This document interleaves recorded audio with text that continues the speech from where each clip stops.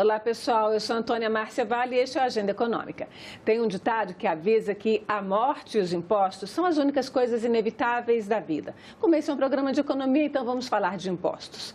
Governos e congressos se debruçam neste momento sobre algumas propostas de reforma tributária. E temos ouvido aqui vários especialistas com pontos de vista diversos. Neste Agenda, eu converso com o professor de Economia da Unicamp, Eduardo Faiani, que tem um trabalho, né, professor Faiani, de longa data sobre a questão tributária no Brasil. Eu queria, então, que o senhor falasse um pouquinho, especialmente do projeto que o senhor chamou de Reforma Tributária Solidária. Muito bem-vindo à Agenda Econômica. Eu agradeço, é um prazer estar aqui, Antônio, obrigado pelo convite. O projeto Reforma Tributária Solidária começou a ser pensado em 2017 por iniciativa de duas entidades sindicais, a Anfip e a Fenafisco, reuniu mais de 40 especialistas, produzimos vários documentos. E qual que é o ponto central desse projeto Reforma Tributária Solidária? É a ideia de que no Brasil o principal problema é que nós tributamos muito os mais pobres e muito pouco os bilionários, né? Esse é o principal problema da tributação no Brasil. A nossa estrutura de impostos, quase 50% do que é arrecadado vem do consumo, que penaliza os mais pobres, né? Então, esse é o raciocínio básico. A gente, inclusive, eu quis chamar o programa, né, dar o título do programa de reforma tributária e equilíbrio social, porque é uma coisa que se fala muito no desequilíbrio, né, que a gente tem um sistema tributário que é regressivo. Isso. Quem ganha menos paga mais. Quem ganha mais, isso, portanto, paga menos. Exato. Eu queria, então, o senhor estava falando um pouquinho disso aí. Por que acontece isso? Então, acontece isso porque, historicamente, o peso dos tributos que incidem sobre o consumo é maior. Então, assim, um dado que é, quando você vai para os Estados Unidos, por exemplo,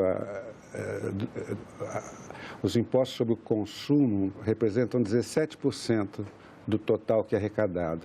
Na OCDE é cerca de 34%, e no Brasil cerca de 50%. Por outro lado, quando você vai ver o peso dos impostos sobre a renda, sobre as altas rendas e a riqueza, nos Estados Unidos é cerca de 60%. 60% do que é arrecadado vem das altas rendas e a riqueza, heranças, etc., né? E no Brasil é 23%, 22%. Então, do nosso ponto de vista, esse é o principal problema tributário, que é, como você diz, a injustiça tributária ou a regressividade da tributação, né? Agora, a gente tem já no Congresso votados, né, desde 2019, na Câmara 2019, 2020, 2021, na Câmara a PEC 45, no Senado a PEC 110, nas propostas de emenda constitucional, e elas têm como foco a questão da simplificação dos impostos sobre o consumo. Isso. As duas mudam um pouquinho a nomenclatura, mas as duas criam o que se chama convencionalmente de imposto sobre valor agregado, junta tudo num só. Como é que fica essa questão? É esse o ponto? Muda a questão do imposto sobre o consumo? Não, só simplifica. Olha, Antônio, primeiro deixar bastante claro, é importante simplificar a tributação sobre o consumo, nós não somos contra, porque hoje no Brasil cada estado tem o seu imposto estadual com alíquotas definidas, com legislação definida, municípios. É uma confusão do ponto de vista da tributação do consumo. Então, a ideia, essas duas PECs, a 45 e a 110, elas tentam fazer o quê? Simplificar a tributação sobre o consumo. Então, você tem hoje vários tributos que são federais, estaduais, etc., você extingue esses tributos e cria um IVA, Imposto sobre Valor Adicionado, que é o que é praticado na maioria dos países. Então, eu acho que isso pode contribuir muito para a eficiência econômica, né? Vai facilitar as empresas, vai reduzir uma série de custos que existem. Então, é uma proposta que é correta do ponto de vista enfim, que é o que está discutindo no Congresso. Agora, o que a gente sempre ressalta é que é importante fazer a simplificação sobre o consumo, tá certo? Mas isso não basta, né? O que nós temos que fazer?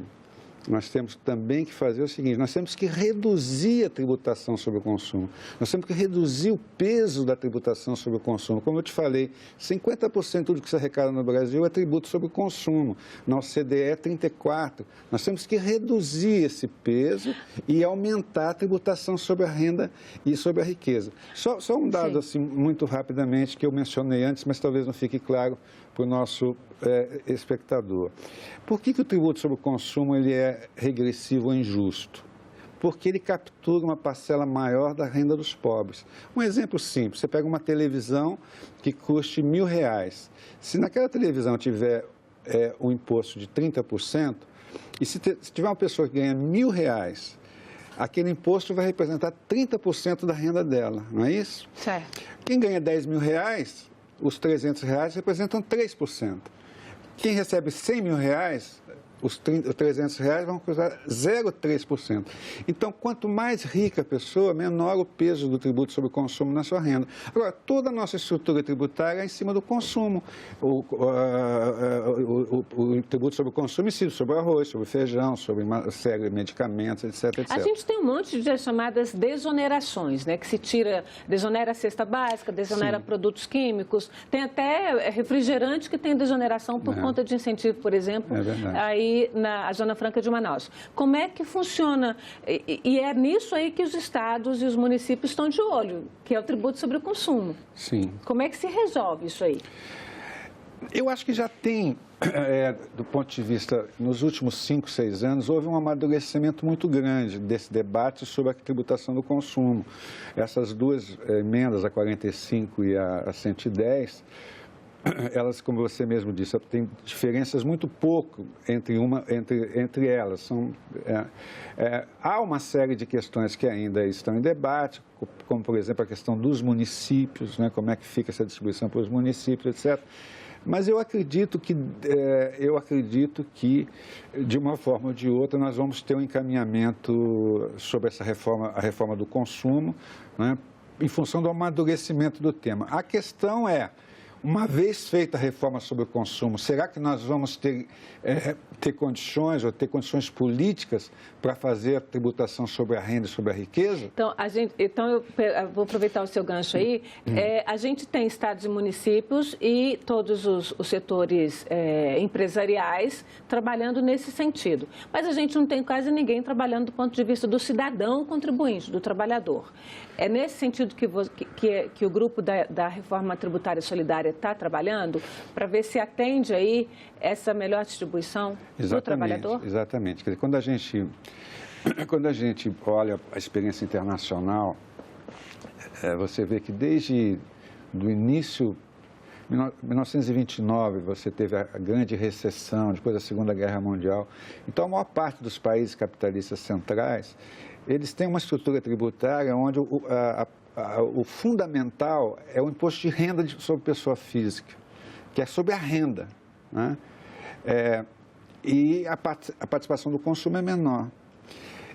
E qual que é a ideia da renda da pessoa física? É você tributar mais quem ganha mais, né? Essa é a ideia da progressividade, né? Então, quem ganha mais tem que ser mais tributado. É assim que, em linhas gerais, é o sistema tributário dos países capitalistas centrais. O que acontece no Brasil? Nós tributamos os pobres. Por exemplo, uma pessoa que recebe R$5.000 por mês, ela paga 27,5% de imposto de renda na fonte. Uma pessoa que ganha R$500.000, ela paga os mesmos 27,5%. Tá certo? Então, nós não temos a ideia da progressividade, que é um conceito liberal. Quem ganha mais, paga mais. Mas a gente já teve alíquota de 35%, até de 41% lá nos anos 1990, 1980. Nós tivemos, durante a ditadura militar, a alíquota do imposto de renda chegou a mais de 50%. Né? Em 1988, com a Constituição de 88, que assegura direitos sociais, enfim, um marco do processo civilizatório brasileiro, o que se fez?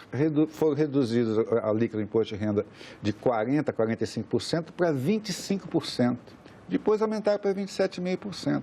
Então, a maior parte dos países capitalistas centrais, eles têm a alíquota máxima do imposto de renda, não é para quem ganha pouco, para quem ganha muito, em torno de entre 40% e 50%, já foi maior. Tá certo? No Brasil, a máxima é 27,5%. E eu insisto, quem ganha 5 mil ou 500 mil paga a mesma alíquota, isso é injusto. Outra injustiça que nós temos, né? Uma pessoa, o Brasil é um dos poucos países do mundo que não tributa lucros e dividendos. Então, a Petrobras vai distribuir em 2022 210 bilhões de... Distribuiu, né? Já distribuiu em 2000. Acho que tem um cronograma, mas enfim... Em 2022, são 212 bilhões de dividendos. E uma pessoa que recebeu 50 milhões de dividendos, ela não pagou um tostão de imposto. Quer dizer, são coisas que mostram como, do ponto de vista do cidadão, que é a sua pergunta, né, o nosso sistema é absolutamente desequilibrado e injusto. Injusto porque quem ganha mais? O sujeito que recebe 50 milhões de distribuição de lucro e dividendo não paga um tostão de imposto. Um médico sanitarista que ganha R$6 mil paga 27,5%. Eu vou fazer aqui um pouquinho o papel de advogado do diabo. Claro. É que quem defende, não são muitos, mas quem defende essa isenção do imposto sobre lucros e dividendos afirma que não é justo que se pague porque a empresa já pagou. Como é que o senhor responde essa questão? Uma parte a empresa paga, outra parte... Como é que funciona nos países em geral, tá certo? Como é que é no mundo? A maior parte dos países cobra tributa a distribuição de lucros e dividendos. Uma parte é pago pela empresa, outra parte é paga pela pessoa física que recebeu aquele tributo. É claro que você tem que ter uma dosagem na forma que você vai calibrar essas alíquotas, tá certo? Você não pode... A junção o que é pago na pessoa, pela empresa e o que é pago pelo indivíduo não pode ser alguma coisa que saia dos padrões internacionais, né? Agora, nós somos um dos poucos países do mundo que não tributa lucros e dividendos. Há estudos da Receita que dizem o seguinte, para quem ganha mais de R$300 mil por mês, tá certo? Essa pessoa tem cerca de 70% dos tributos isentos, da sua renda isenta de tributação. 70%. Quanto mais aumenta a renda, menor a tributação. Então, veja, nós temos que fazer a reforma sobre o consumo, que vai, na verdade, melhorar a eficiência econômica, mas nós não podemos nos esquecer da reforma sobre a renda, né, que vai mexer na questão da desigualdade social. Pelos dados do PNUD, o Brasil é o 7º país mais desigual do mundo. Será que nós vamos ficar apenas na reforma sobre o consumo e não vamos enfrentar a reforma sobre a renda e sobre a riqueza? Essa é a questão que eu deixo para a reflexão de todos nós. Vocês apresentaram, esse grupo que fez essa proposta da reforma tributária solidária, vocês apresentaram na Câmara dos Deputados, como substitutiva à PEC 45, uma proposta nesse sentido, né, de um maior equilíbrio social a partir da cobrança dos impostos. O senhor pode explicar um pouquinho o teor dessa proposta? Eu te agradeço a pergunta, porque, em geral, a grande imprensa, ela nem fala no fato de que, além da PEC 45 e da PEC 110, existe uma terceira proposta de reforma tributária que também tramita no Congresso Nacional. Que é a PEC, não, que é uma emenda, né? Emenda substitutiva, só para a gente ficar com o número dela aqui, emenda substitutiva 178 de 2019. Isso, essa é uma emenda substitutiva global, a PEC 45, de número 178, né? Que é conhecida como reforma tributária solidária, justa e sustentável, porque a gente também trabalha com a questão ambiental. E o que foi isso? Depois que nós terminamos aqueles estudos iniciais, técnicos, nós procuramos conversar com os partidos políticos. E 6 partidos, que na época eram partidos da oposição, em 2019, né, o PT, o PCdoB, o PSOL, o PDT, a Rede e o PDE e PSB, os 6 partidos assinaram, protocolaram essa emenda 178, que também tramita no Congresso Nacional. cujo foco é essa redistribuição. Reduz consumo e folha e aumenta a renda e riqueza, né? Então, isso tramita no Congresso Nacional, né? E a partir de a eleição de 2022, esses partidos que eram situação passaram a ser, que eram oposição, passaram a ser situação, e isso está no programa de governo do Lula e do Alckmin. Agora, a gente tem aí, ainda não tem uma proposta vinda do governo, né? Não se sabe ainda qual vai ser essa proposta. Quem está responsável por isso é o secretário Bernard Api, que é o autor, né, da PEC 45. Isso. Né? Então, qual é a perspectiva de vocês nesse sentido? Os partidos que antes eram oposição, hoje são governo. Isso. Então,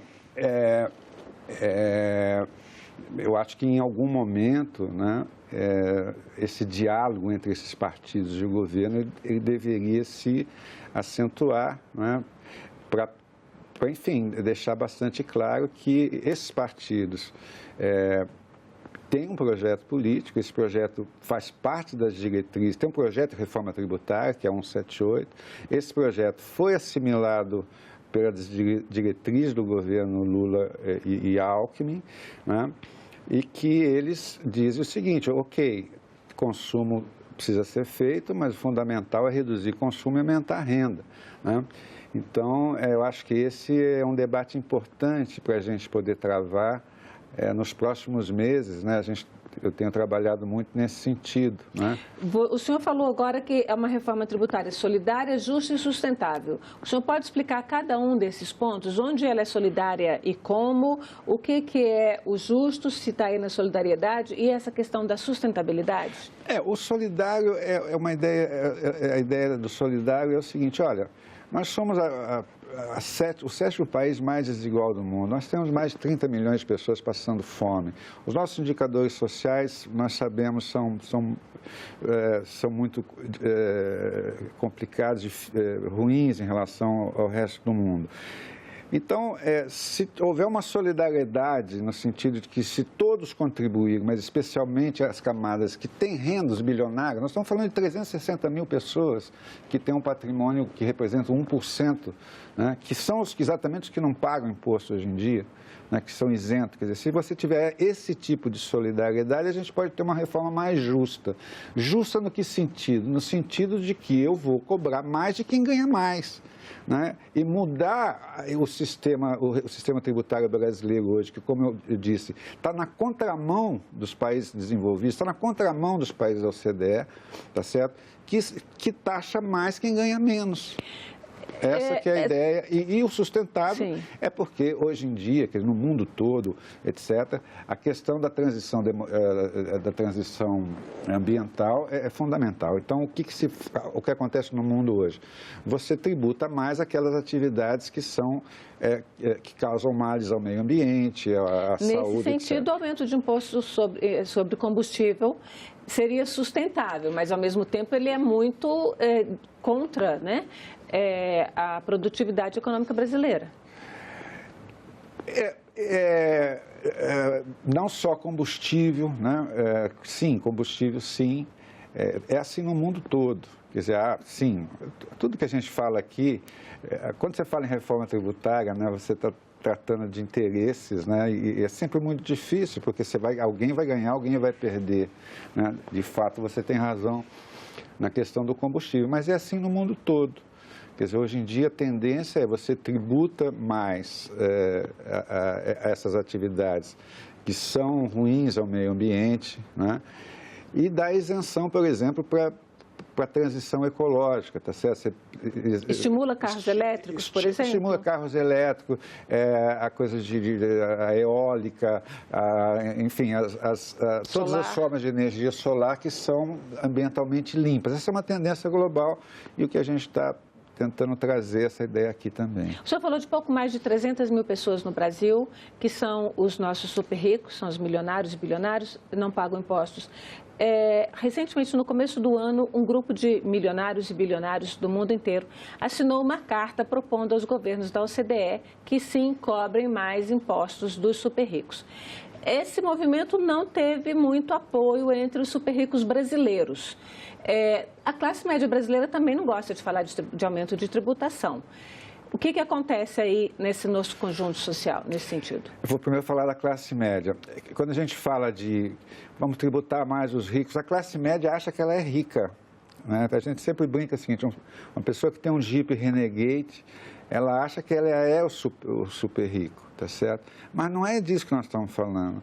Nós estamos falando de pessoas que ganham entre 600 mil reais a 2 bilhões e meio por mês, tá certo? Que são essas pessoas que ficam com 70% dos dividendos que são pagos no Brasil. Eu não conheço ninguém assim. O senhor conhece alguém que ganhe tanto assim? Eu conheço nas estatísticas, né? É o que diz os relatórios do Banco Central. Então, por um lado, a questão da classe média queria destacar esse ponto. Não é a classe média, são realmente as pessoas que são bilionárias. Qual que é a segunda pergunta? Eu perdi. Não, que era isso. Por que os super ricos brasileiros não entraram nesse movimento? Não, isso é importantíssimo. Esse movimento começou com os bilionários pela humanidade, agora tem um outro grupo nos Estados Unidos, são os patriotas, os milionários patriotas, né, onde está a nata da herdeira da Disney, enfim, Microsoft, enfim. O que eles dizem? Eles dizem o seguinte, surgiu isso na pandemia, eles dizem o seguinte, olha, essa crise é muito séria, tá certo? Vai aumentar a desigualdade, e eles dizem assim, cobre nos impostos, cobre, a única forma a ser feita, nós temos muito, nós estamos dispostos a pagar para que as pessoas não tenham... Então, hoje em dia, você tem um movimento nos Estados Unidos e na Europa desses bilionários, dizendo aos governos, nos cobrem de nós, porque é o único jeito a enfrentar as questões das desigualdades que estão aí. Agora, nenhum brasileiro assinou, nenhum brasileiro faz parte desse grupo. Um pouco de falta de consciência? Como é que o senhor qualifica isso?